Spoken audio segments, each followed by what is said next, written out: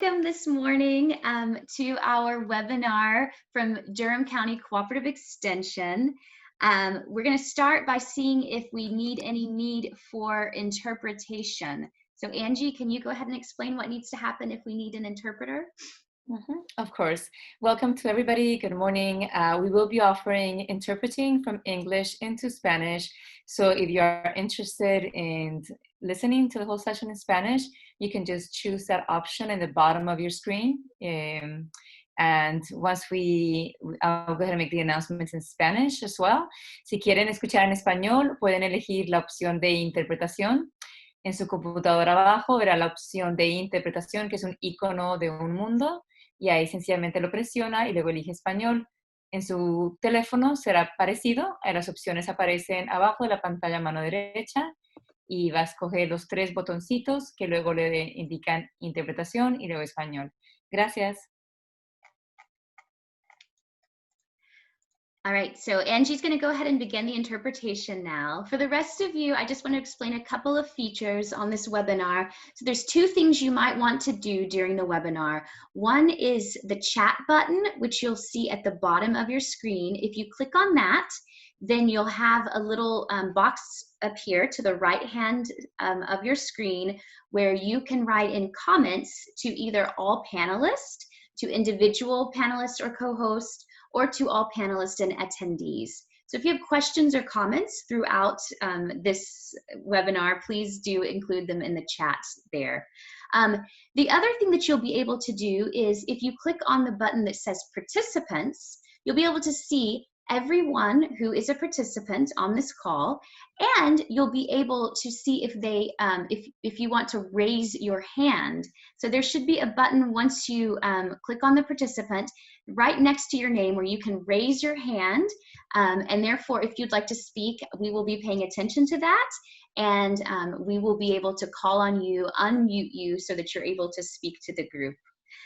Finally, I just want to explain that we're going to be having a little bit of a raffle or a contest. So everyone who is interested in joining our contest, if you make a comment or ask a question, we will note your name. We'll ask you for your contact information, and everyone who makes a comment or question will have 1 entry per comment into our raffle. So that's kind of the logistics, and now let's get started with the real webinar. Today we are going to go into the report to the community for 2020 for North Carolina Cooperative Extension, Durham County Center. Today we're focused on our agriculture programs. So to begin, we're going to hear from our team.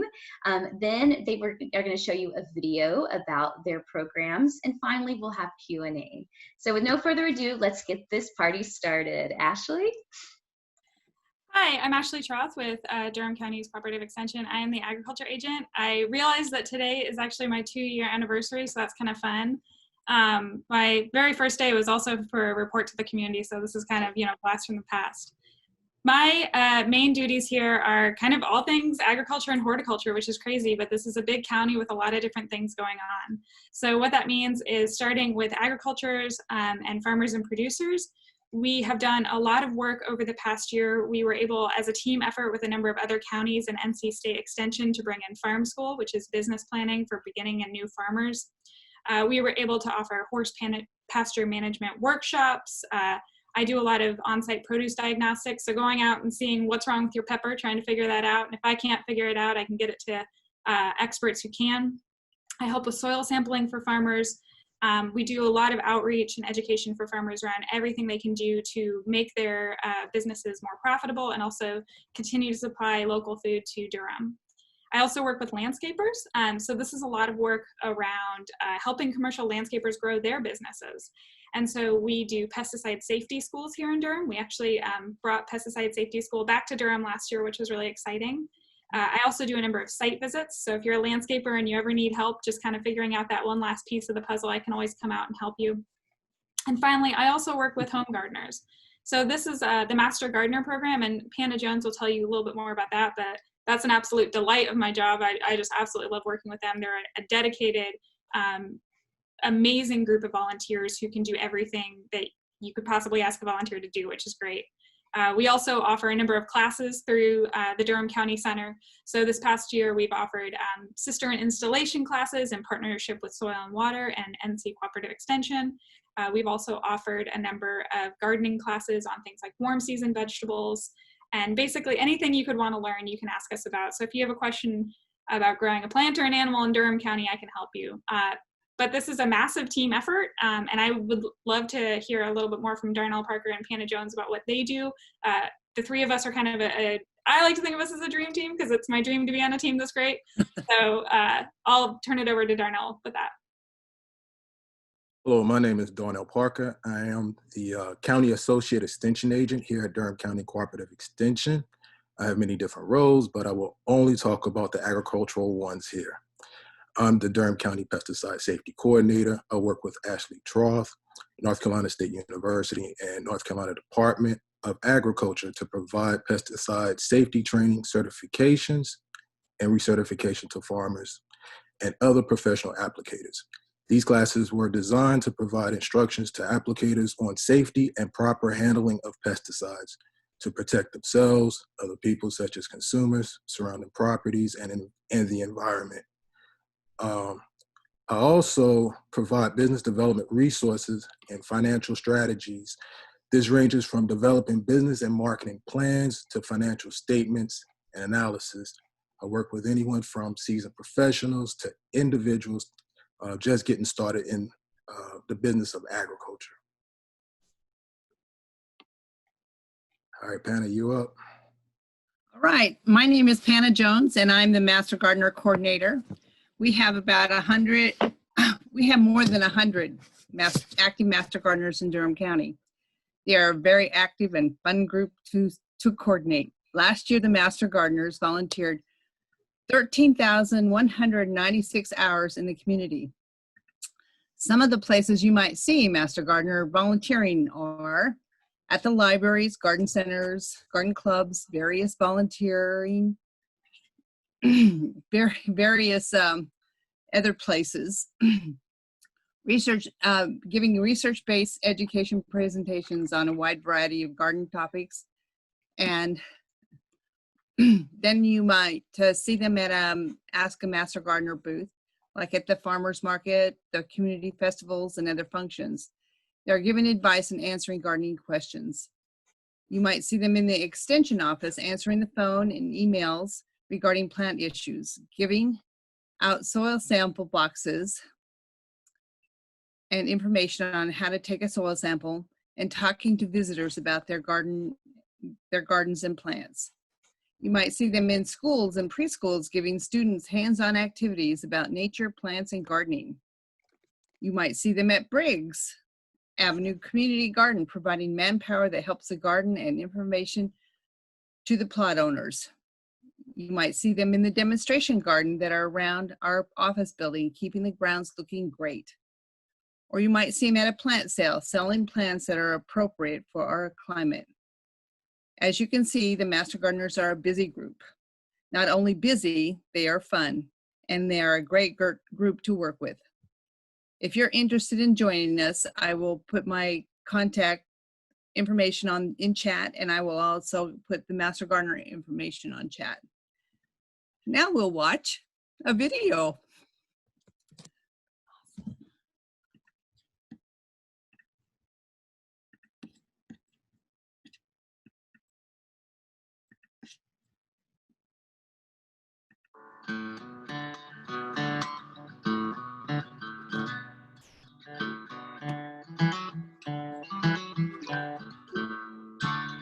Back in 2016, so it's been 4 years ago, I bought the farm from my grandma, and now it's mine. I'll be here till the day I ain't able to be here no more. I think how I heard about farm school was the Person County Cattlemen's Association meetings. I started going up there, and Kim Woods actually said something to me one day about farm school, and I was like, what is that? And she told me, and I was like, oh, what the heck, I might as well spend some money and go to it. And it turned out to be good. I enjoyed it. Got to meet a whole lot of people. I saw a whole lot of new farms with farm school. So just seeing how other people do things. I work at the airport, and they were sending one of my coworkers to pesticide school, and I'm like, wait a minute, I want to go because I can use it for two reasons. I can use it for work, and I can get another one, the private one, use it for the farm, at home for the farm. So I went, did the class, and the extension agents really helped me out a lot with explaining different things. And I was emailing them like crazy. I probably emailed them 6 or 8 times, different questions, and they would call me and be like, yep, this is the answer, or this, explain whatever it was I needed explaining. So the second time I went back and did it, I did the ornamental and turf and passed it, and I also did the private one, and I passed the private one on the same time, which probably would not have passed the private one if I had not studied so much for the other one. So I've been gardening my whole life with my mom, and she had to come down to North Carolina to move here for some treatment for her cancer that she had. And in doing so, she needed to move all of her plants from upstate New York down to North Carolina. And so we did, and they all went into my yard in Durham, and I ended up with like 1,200 plants that I knew nothing about. And I just kept reading and researching and finding out more and more about it. And somewhere in there, I found the Master Gardener program and realized these are my people. I also learned a lot doing the project at the end of the Master Gardener program. You had to outline your house or do a plot map of your house and triangulate things and make a big presentation about it. And so that was a lot of fun. And I found out that I really love doing that. People lately are looking to put in gardens that can help feed their families. And so I help with raised beds or establishing food sources in the garden. Cooperative Extension has really been there for me in my business. And I'm able to go to NC State website and look up the plants and get accurate information that's right at your fingertips. I'm able to call on the county agents and talk to them. I ask them tons of questions, and they're always there for me, always answering my questions. It allows me to be able to take care of my family. I am a stay-at-home mom, and I care for 2 young children. And right now, during this, especially during this time, my husband's not able to work as much as he can. And so being a garden designer, opening up a garden design business, and having the support of the county and the state is just priceless for me. It makes all the difference. I believe the vine cutting was in 2012. So yes, not a ribbon cutting, but a vine cutting. And there's a PTA member over at Eno Valley that that saw the land that was vacant and kind of like, why is there an old barn over there? Can we do something cool? And so it kind of coalesced with some different community members and the Career and Technical Education Department, MDPS, and they came up kind of with the plan for the barn. Our vegetable garden is small but mighty. It's a 1/4 acre is what I say, but pretty generous. And we actually produce a good amount of food in it. So we have usually a 10-member CSA in spring, summer, and fall. And we have high school interns that help us pack it and harvest for it. And then we also donate a lot of the food that we harvest that's surplus. Our ag agent has been a really helpful resource in just kind of pointing us in the right direction about different stuff and being a good point of contact. So if we've got a question about our soil for our blueberries or our future berry patch, we go to her for some help in soil sampling. And then other random stuff like our chickens were having some big predator problems, so we got some input on that. And then Sherilyn helped with our hand washing station, which is actually installed on the other side of the barn. But having some capable and competent adults in the Master Gardeners has been really helpful. All these things aren't silos, right? So that is also important, because what Extension's doing is great, and what we're doing here is innovative and new and great for kids and local food. But having those partners in the community like Extension is really helpful to kind of build those bridges through different organizations.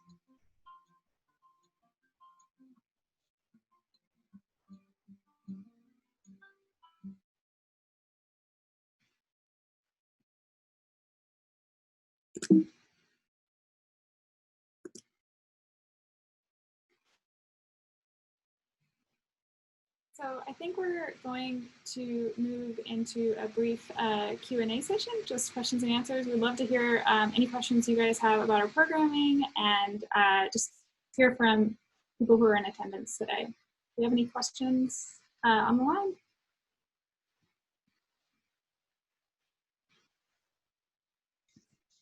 So Ashley, I see one question in the chat.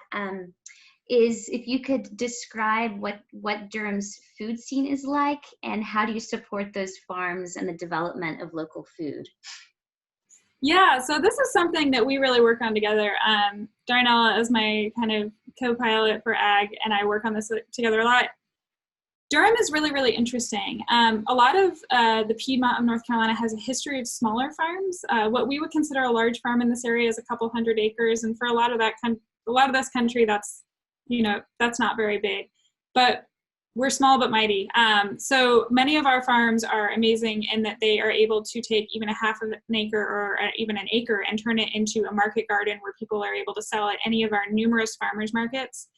Some of our farmers markets were even created directly in response to wanting to be able to sell Durham product in Durham. So this is kind of one of the amazing things is that to work with agriculture in Durham County, you kind of have to be able to do a little bit of everything. So here at Cooperative Extension, we can do everything from pasture management for people who have a couple hundred acres and they're growing hay and raising cattle, down to we have at least one producer that we've worked with in the past for help with grant writing, who he measures his farms, his farm in square feet because he's growing microgreens in a bedroom at the time. And he was able to turn that into a business where he supported one whole member of his family on that.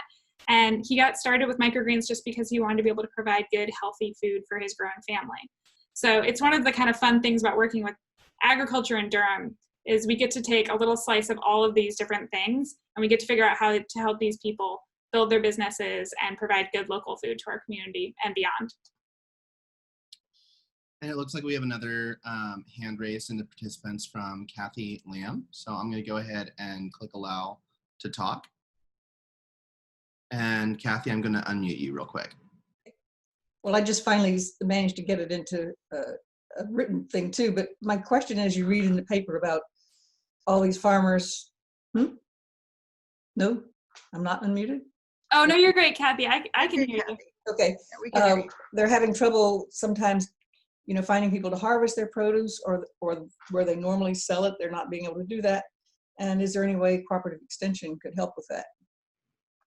Yeah, that's a great question. So this is something that we've been really, really fortunate to kind of take a little bit of a leadership role in the county, very frankly. Our amazing director, Donna Rewalt, has been really helping to steer the Food Security Task Force, which is a countywide initiative. And so part of the work that we've done as part of that is that we've put out a survey to farmers and started contacting farmers directly to see where are there instances where there might be food waste. And so we've heard about milk that would be dumped from a local milk processor. We've heard about eggs that weren't going where they needed to. We've heard about sweet potatoes. And so by reaching out to farmers directly, we've been really, really successful in finding some of these instances where there's good local food and being able to help redirect it into the Durham community more broadly. And so I think maybe Donna, would you like to add a little bit more about those efforts? Sure, and I want to say too, I mean, one of the things we've done is we've worked in partnership. That's a big way in which we work. So our friends in Soil and Water, Mike Dupree is involved with our farm work and food security. So Durham County has a comprehensive food security effort around the emergency operations around COVID. And pretty quickly, early on, we realized that farms in our local food system was a big part of that. And so we pulled together our resources internally and with partners and really started diving into that. So we hope that farms and farmers can also see us as a resource to help them make connections to those markets, and we'll reach out if they need us. We're just excited to be part of that. It is challenging right now. People are being asked to do things that they've never done before. They're being asked to take food or package food differently. It is very challenging, but we're here as a resource to help. And we're trying to look ahead too. We don't know what's next, but we know this will be with us for a little while. Yeah, as part of that effort, it's been really amazing. We've even been having weekly meetings with managers of different farmers markets and stuff, so that we make sure that those markets are open for those producers to be able to get their product out, right? It's one thing to say, oh, you have extra product, how can we make sure it gets harvested? It's another thing to kind of look down the line and say, how do we make sure that you can get that to the members of Durham County, especially now when there are extra food benefits for SNAP and EBT through many of our markets, where there's double bucks or even triple bucks in some cases. So everything that we can do to keep those markets open, which we've been working really kind of comprehensively on, is great for everyone down the line. And Ashley, there's a question in the Q&A. Do y'all work with hemp farmers in Durham? Darnell, this is your question. He's our expert.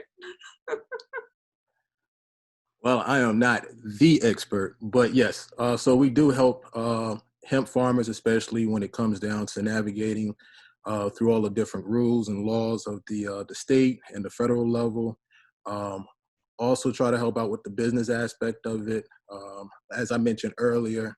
And I want to say the biggest thing is to try to, if you're new to it, to help you get your set up your application, help you through that particular process.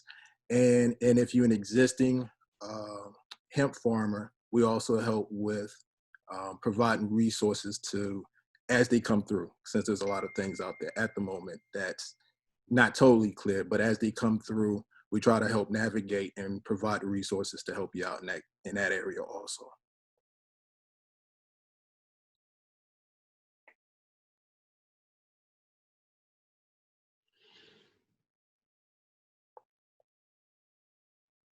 It looks like we have another question from Anne. How do you become a master gardener? Tana? Well, to become a master gardener, you first have to somehow find out and well, you can contact me or the master gardeners and get your name put on the list to receive an email of when the master gardener information sessions are. You have to attend one of them. We offer several different ones, and you'll get the application at that time. And then and there are deadlines there, so make sure you keep up with the deadlines. And you will then there's a process of choosing 30 ones. We do this every other year, 30 participants. And then once you're selected, then there's a fee attached, and you will attend 16 classes once a week, usually on Thursdays, from like 8:30 to 12:30. And this will go on for 16 weeks, and it's a really intense education process. And then after you completed that, and you also have a project to get finished by the end of it, and you'll know, you'll be instructed on what to do with that. And then after you get done, then you have for that year you'll have 40 hours of volunteer hours to complete in the community, and also 2 general membership meetings that you need to attend. And then the year after, then you're a certified master gardener, and you get to, there will be loads of things for you to volunteer at, and loads of things to learn still, and you can work with all kinds of different master gardeners. So it's just a really fun thing, but the training is a little intense. That's how you become a master gardener. Thank you, Pana. We have another question. What new programs are you planning? Are there any you're especially excited about? Sure. So, you know, just like everything else in life right now, part of our programming is around, you know, adapting what we're doing to COVID and to kind of what we're doing now. And so, like Pana was talking about the Master Gardener program, we are continuing on with that program. Typically, we'd be doing it in the spring of next year, but we're going to go ahead and move it to the fall because we love the hands-on experience that people get. We love the one-on-one interaction, the camaraderie of all of that program. We want to make sure that we can keep our programs to the highest standard possible. For some of the other new programs, we just started doing pesticide safety school online. So that's partnership with NC State. And so I've helped teach 2 of those now, and that's really fun to kind of take it online. We're also working really hard to figure out how we can just kind of really meet people where they are, address their concerns where they are. And so part of what you might have noticed from the video that you saw was that in some ways, some of our programming, again, because we're a small but mighty staff, some of our programming has been a little bit restricted by just time, but we're trying to figure out new ways to reach people where they are, to go online, to make sure we keep things safe. So for example, the Master Gardeners have been able to continue all of their amazing work using a virtual hotline. And one of our newest programs that we've been working on is a partnership with a number of different agencies, both nonprofit and governmental, where we've been developing microgreens kits for students. And so this is in partnership with Durham's Dine program, the Hub Farm, Interfaith Food Shuttle, and a number of other different organizations where we've been able to kind of, and Durham County 4-H, which has been phenomenal, where we've been able to put together microgreens kits for students, right? Because microgreens are totally nutrient dense. You don't even have to have a balcony to grow them. You can grow them right on your windowsill. And so it gives kids a good opportunity to learn a little bit about where their food comes from, and also to then figure out how to cook that food. And so getting that out to some of the communities that need it most and that can use it the most has been really gratifying. And we're trying to kind of build out programs like that. And so throughout this week, especially on the 4-H day, you'll hear more about some of those programs that we're doing in partnership to make sure that we are extending food security and education to everyone across Durham. And actually, we have a hand raised that is from Kat, so I'm going to allow Kat to speak. Kat, you're up.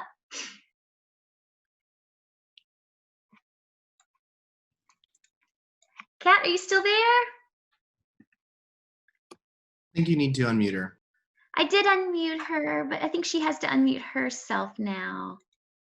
Okay, I think I did it this time, maybe. Yeah, we hear you now, Kat.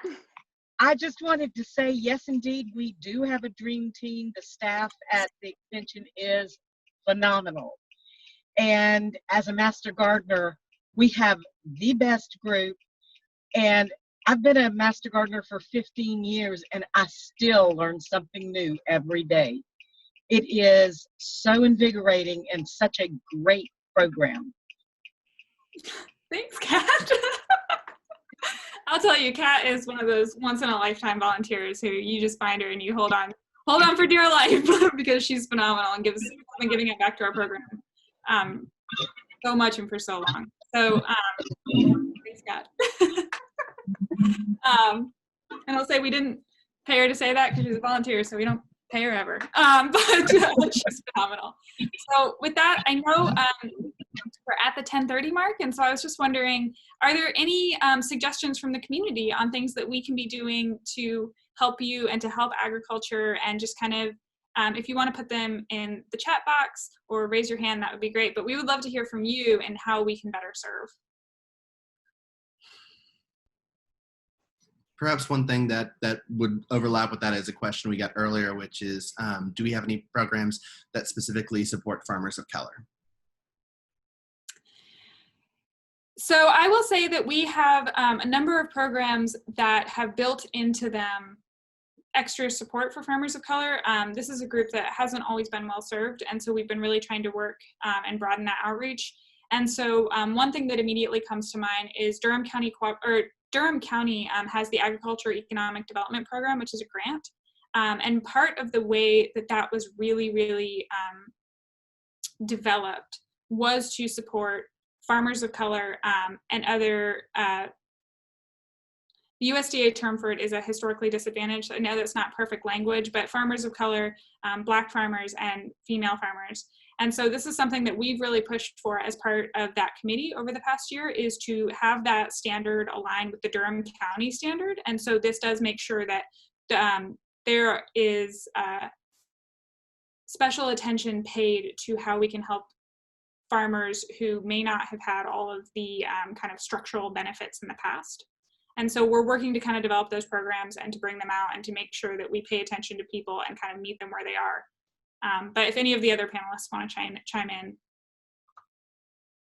And we also work with individual farmers because there's plenty of resources out there that target farmers of color.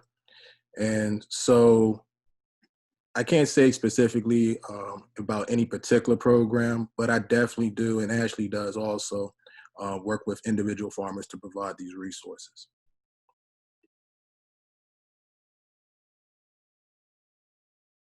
Yeah, and so with that, just trying to be respectful of people's time. If you want to learn more about some of these different programs you've heard about, Cooperative Extension for Durham County, we are online, we're on Facebook. We also have a great website.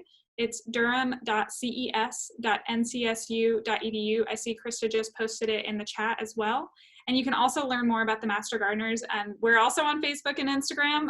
We've been really ramping up our content, doing more videos recently. So that's a pretty interesting place to follow. And we have a blog, which is durhammastergardeners.com. We post weekly, if not more than weekly, content on all sorts of different interesting things, from kind of technical information to following someone's kind of travels and trails with tomato grafting. So it's a really fun kind of combination of just learning about gardening, specifically as it applies to Durham and the Piedmont region of North Carolina.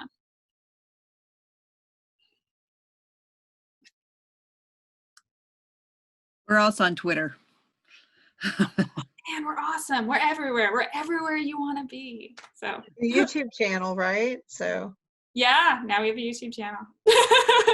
Had to have someplace to put all these YouTube videos. So with that, I think I will turn it back over to Krista if she has any final remarks. We just want to thank everyone for joining us today. We will be tracking those of you who made comments and getting you entered in our drawing. And just look to our website, our YouTube channel. We'll be posting this event for others who weren't able to see it today. So we hope that you enjoyed us, and please tune in tomorrow for another great session. Tomorrow we'll be with our youth program. So we hope to see you again this week. Have a great day, and don't forget to join us. And with that, I'm going to end the meeting. So thank you all very much. Bye-bye.